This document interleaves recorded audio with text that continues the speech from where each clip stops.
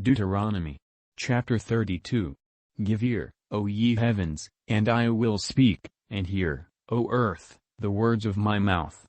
My doctrine shall drop as the rain, my speech shall distill as the dew, as the small rain upon the tender herb, and as the showers upon the grass, because I will publish the name of the Lord. Ascribe ye greatness unto our God. He is the rock, his work is perfect, for all his ways are judgment, a God of truth and without iniquity, just and right is he. They have corrupted themselves, their spot is not the spot of his children, they are a perverse and crooked generation. Do ye thus requite the Lord, O foolish people and unwise? Is not he thy father that hath bought thee? Hath he not made thee, and established thee? Remember the days of old, consider the years of many generations, ask thy father, and he will show thee, thy elders, and they will tell thee.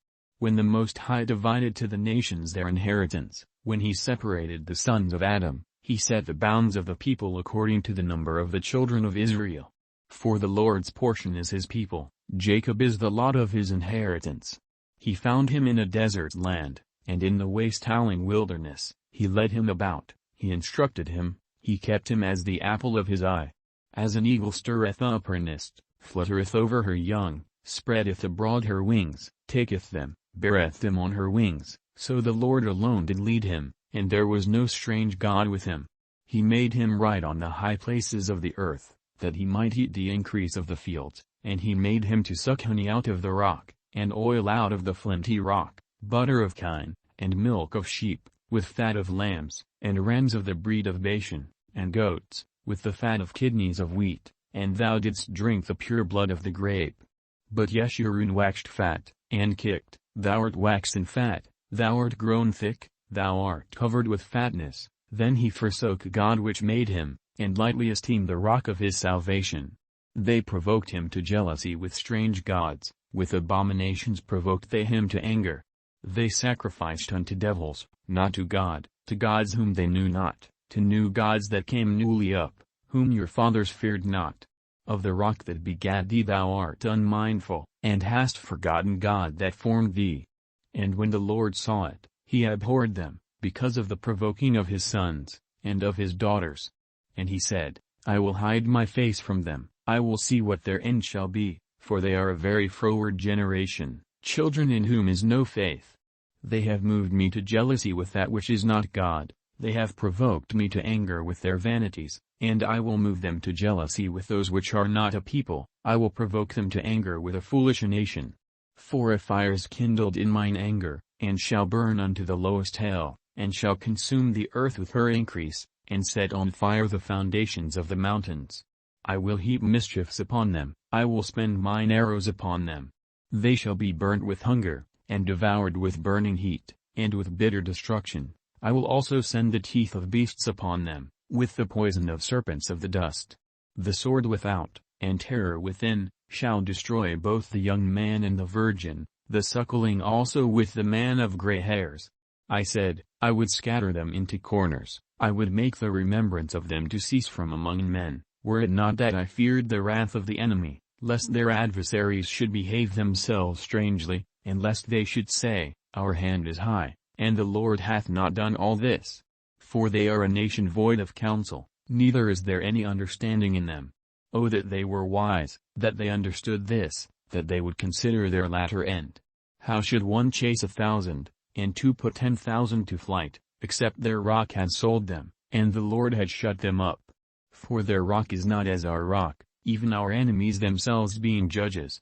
For their vine is of the vine of Sodom, and of the fields of Gomorrah, their grapes are grapes of gall, their clusters are bitter, their wine is the poison of dragons, and the cruel venom of asps.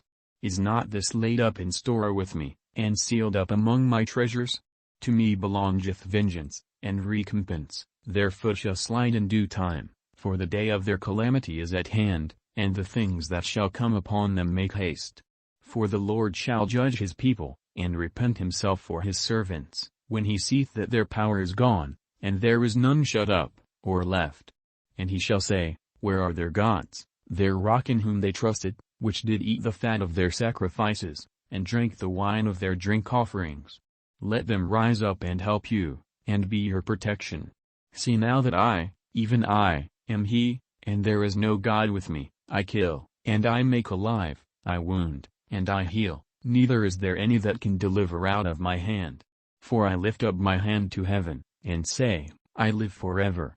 If I whet my glittering sword, and mine hand take hold on judgment, I will render vengeance to mine enemies, and will reward them that hate me.